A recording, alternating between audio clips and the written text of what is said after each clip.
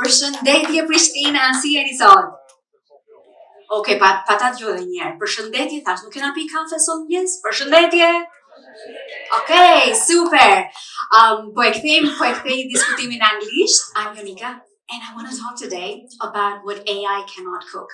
Let me see a show of hands. How many people in the house love to cook? Okay. And how many people in the house love to eat really good food? Okay, even more hands are showing up. Wonderful.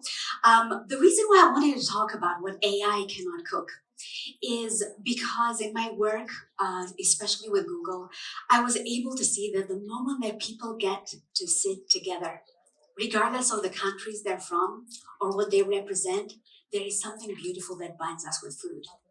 And that's what I wanted to talk about today, what AI cannot cook. The one very interesting thing with AI is that it very much feels like AI is a thief. When you are looking at it, in some ways, it feels like AI is the biggest thief. And for me, everything started with a theft. Imagine this. It's summer of 2004.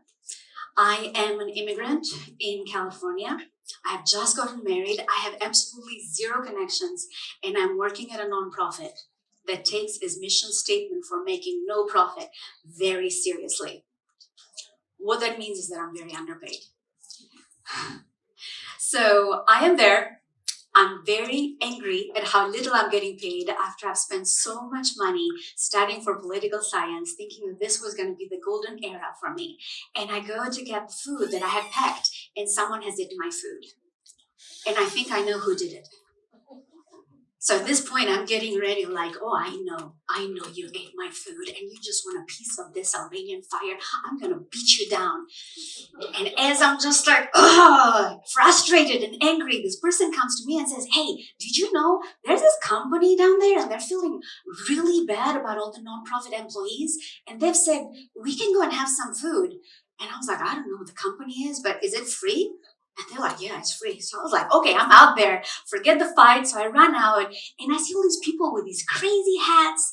They say I'm feeling lucky. It's a petting zoo. There's Chinese food, Japanese food, like you name it. And there's kids everywhere. It's also bring your kids to work day. And I was like, hey, what's this company called? And they say it's called Google. So that day, I go and I apply for every single leadership role. Vice president, check. Managing director, yep. The same cover letter. I would like to inform you that you have misspelled Edwards. I only have a political science degree, but I speak 5 languages, so I think that makes me very qualified to be a leader at Google. Please call me. They call. And I say, which leadership position is this? And the recruiter says, temp. You have no experience. So that was the story of how I got started with Google in 2004 as the first hire from Albania. And in that timeline, I would like to share the lessons that I learned from 19 years of recipes with Google and 3 years of my own experience being a founder. But first and foremost, before we talk recipes, I would like to explain what I see in the kitchen, both the regional kitchen and the kitchen for each of you as HR professionals. You see, I wear 2 hats in my current role as a founder and CEO of Integrated Leadership. When I work with CEOs, they ask me, can you give it to us straight? What do you see? And when I work as an executive coach, the same executives say, hey, don't give it to me straight. Give me the dream. What am I missing? So challenge and opportunity. The chief executive officer in me sees the challenges. I see the connectivity bottleneck. I see the fact that hiring is dependent on who you know. And it doesn't need rocket science. I am not here. I don't live in I live in the US. So I see that I am a representation of the brain drain that our region is facing. But the executive coach in me, the one that looks at folks that I'm working with and inspires them to greatness, also sees the opportunity. I think that we have an opportunity to leapfrog with AI as a region and a function. And I also think that it doesn't have to be who do you know to get you a job. The moment that you have your skills, I believe that that is the future, if you get the right skills. And most importantly, I also see that several of us are coming back. Maybe we're not coming back to stay as much as we want to, but we are coming back to give. So where there is a global drain, I also see the opportunity for a global brain. But here's the thing. In order for the shift to happen from the challenge to opportunity, something needs to happen in the way that you're showing up, and it needs to be different. The shift is requiring, first of all, that you understand what are the current trends in the AI workforce and that you change the way that you have been showing up.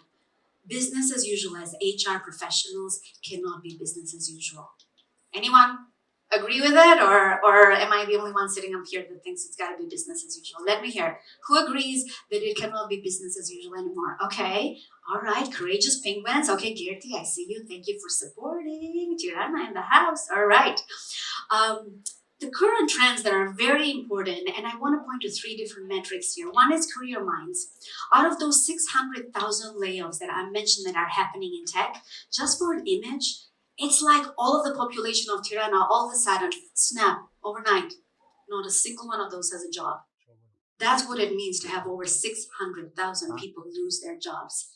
But what's happening is that 75% of those layoffs that are supposed to cause such incredible productivity gains, they are costing more than they save.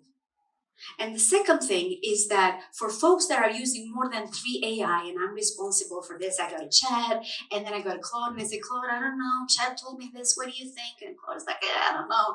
And then I go to Gemini and say, Gemini, Claude told me this, what do you think? I'm like putting them one against the other. And then I realized, dang it, I spent 5 hours. What have I done? This is the AI brain fry, and I didn't come up with this term. And what is most devastating for me, this metrics comes from SHRM. Anyone follow SHRM? Do you know what that is? Okay. It is the leading HR group in the United States. It's got over 300,000 participants in it, and they talk about the trends of workforce. I definitely encourage you all to follow it. They talk about future of HR and future of work. But what's really interesting is that they say only 1 in 4 of HR is in the room when these decisions are made.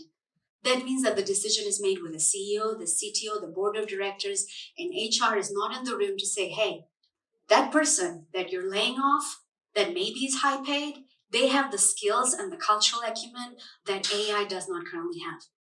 So here's my invitation to you. And it comes from the place of me being a mother, an advisor, and a founder. I started at Google in 2004. This is where Larry Page would still hang out with the new hires and dance. He was a very horrible dancer. Hopefully things have changed in the years with money and everything else. New hire at Google, and leaving, I was able to receive a personal thank you from Sundar, where he said, thank you for your contributions, the CEO of Google. So the reason why I mentioned this is because there were recipes that I was able to learn from those 19 years there. And those recipes can be broken down into 3 very good magic. Yes, okay. 3 lessons from my kitchen. And this is literally my kitchen. I was throwing a baby shower for my sister. And if I were to invite you in California and say, hey, come on over, I still make a really nice burek with spinach and feta cheese. So the 3 things from my kitchen. Number 1, be in the room. Number 2, cook with others. And number 3, take care of the kitchen. I would like to ask who is willing at the end of this presentation to actually put in your mind a takeaway. This is what I'm going to do. I don't want this to be a, hey, that's really cool. We met this person. She worked at Google. Yay, made Albania pride. No, I want this to be, there's something I need to do differently. So show of hands, who is committing right now? I'm going to do something. Let me see. Okay. And who's like, I don't know. It depends on what you're telling me. That's cool. Show of hands. Okay, all right, that's cool. And the ones that didn't raise your hands, even though I wasn't good in math, I can see some of you didn't raise your hands, but that's okay. I want you to take a choice of thinking, am I in the room? Am I cooking with others? And am I taking care of the kitchen? Let's get started with being in the room. Being in the room, and by the way, this is my living room. Welcome to my living room. Being in the room requires the very first thing of recognizing that the role of HR, especially in the age of AI, is incredibly important. I believe in my work with CEOs and CTOs that the role of HR, whether you are the CHRO or whatever position you are in, is going to be the most important role if done right. But only if you are in the room. And in order to be in the room, each of you need to realize that there is something that I do that is very unique that not a single other person can do. And the second shift that is required to be in the room, the team that I led, and you don't see, but I'm pregnant with my first daughter. This team, we took it to $1 billion. Why am I mentioning this? Because it is very similar to where we are today. There was no playbook for what to do with online advertising. I raised my hands and I said, I want to lead automotive. Between us, I'm still a horrendous driver at 47. And yet, what was applicable then is still applicable right now. I approached it as a research and design. There was no playbook. There is still no playbook. But if you come as the chef that still loves the DNA of the cucina tradizionale, the traditional things that we cook, but starts thinking, could I put a little bit of cinnamon in this? I don't know. What would it do? Could I maybe add a little bit more butter or maybe go a little bit healthy? HR needs to be the type of chef that puts on the hat of research and design, not the chef that comes in and says, this is how we've cooked it. This is how we're always going to continue to do it. That's what moves the needle from a 30 million book of business to $1 billion or maybe more. The second part that I see in a lot of HR professionals is I'm not technical enough. I shared that I was a political science major, that I was able to work as an engineering chief operating officer in developer relations. How was that possible? And I see this with many other folks. I know there's Google folks in the house. Let's see show of hands. Okay. All right. From the Google folks. So Google Project Oxygen. Aluba, I'm going to call on you. What was it about? It was looking at the management across organizations. And here's what's really interesting. It was started not to point out what were the 10 skills that a great manager does, but it was started to prove to engineers that managers were not needed. You see, when the company was started, the idea was this is built by engineers for engineers. We don't need managers. And in the process of trying to prove that the managers were not needed, that folks like you in HR were not needed, when Larry and Sergey were getting all the questions, why am I getting this salary? Can I go on vacation? When can I get promoted? That's when they realized, oh, maybe we got this wrong, but let's prove with the data.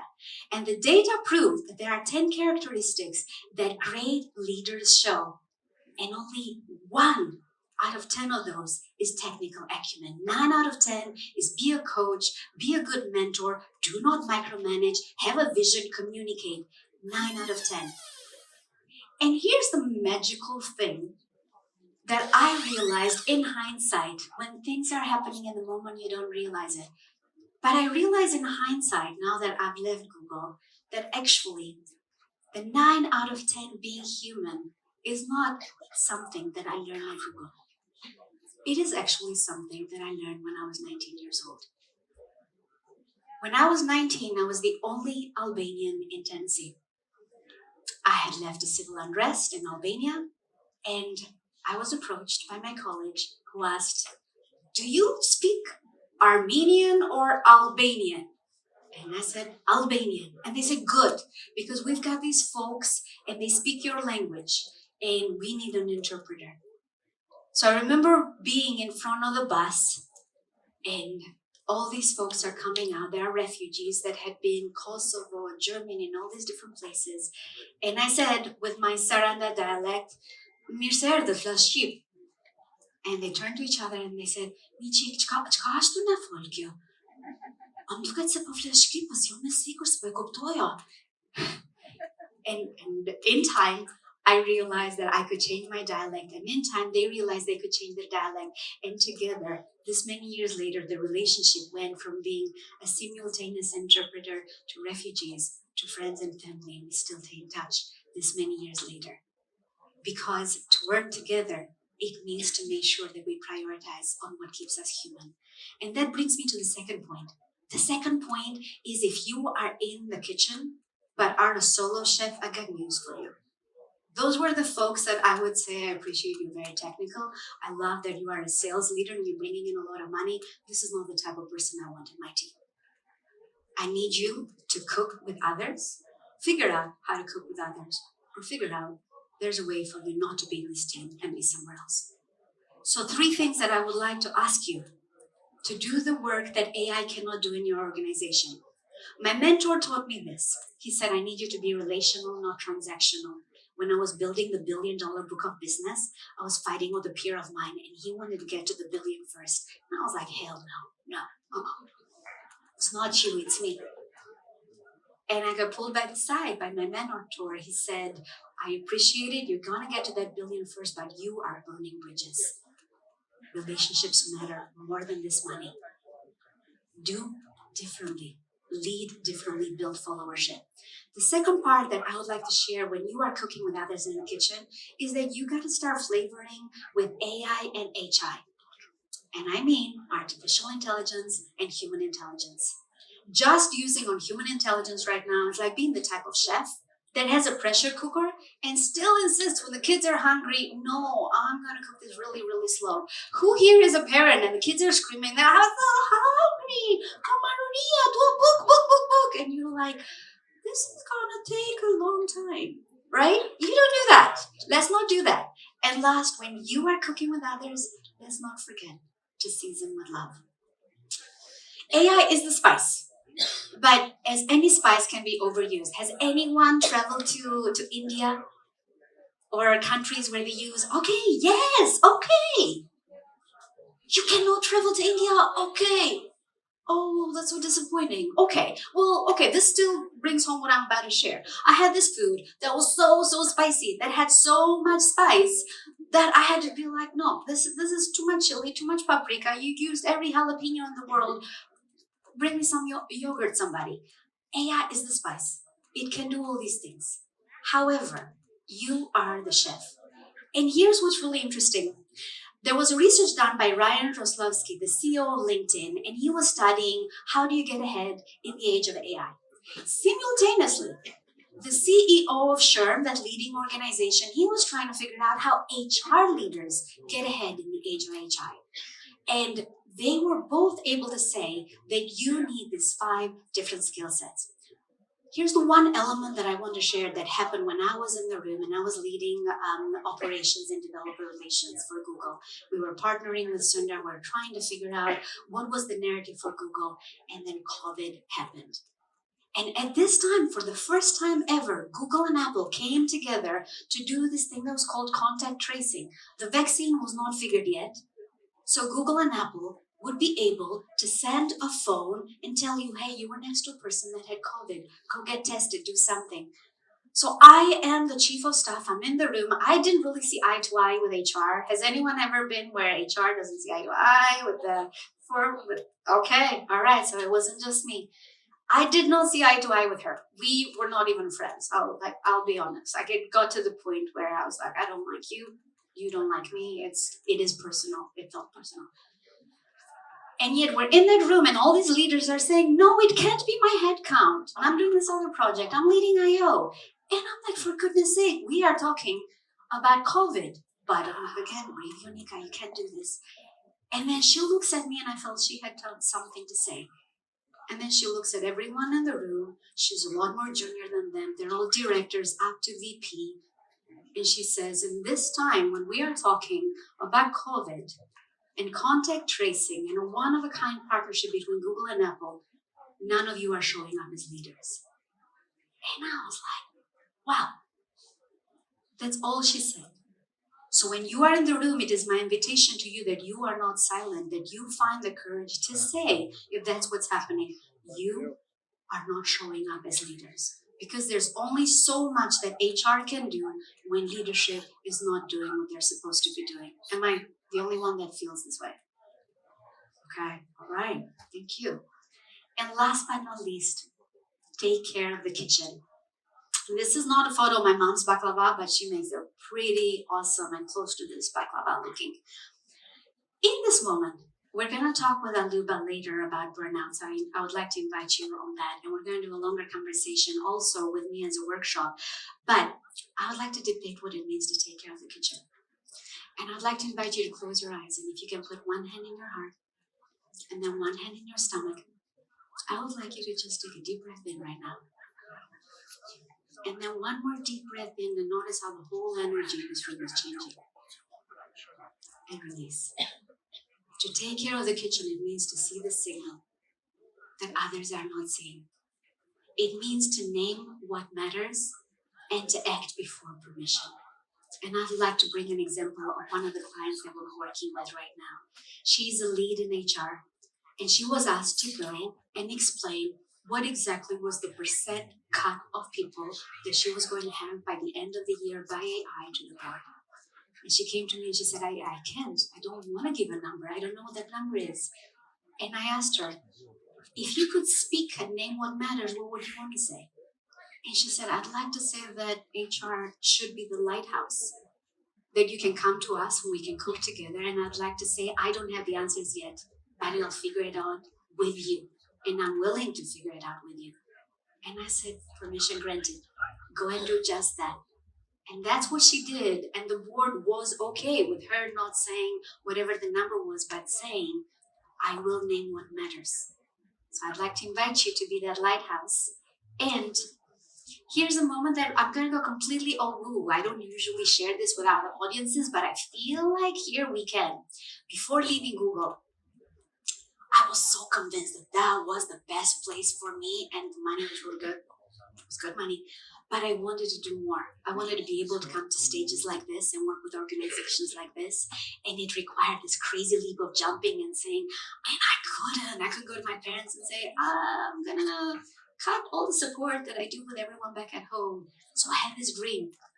I had the dream that I was a headless chicken. This is crazy. Has anyone had a grandma that keeps like chickens in the yard and then they become like a chicken soup, or is this just my childhood?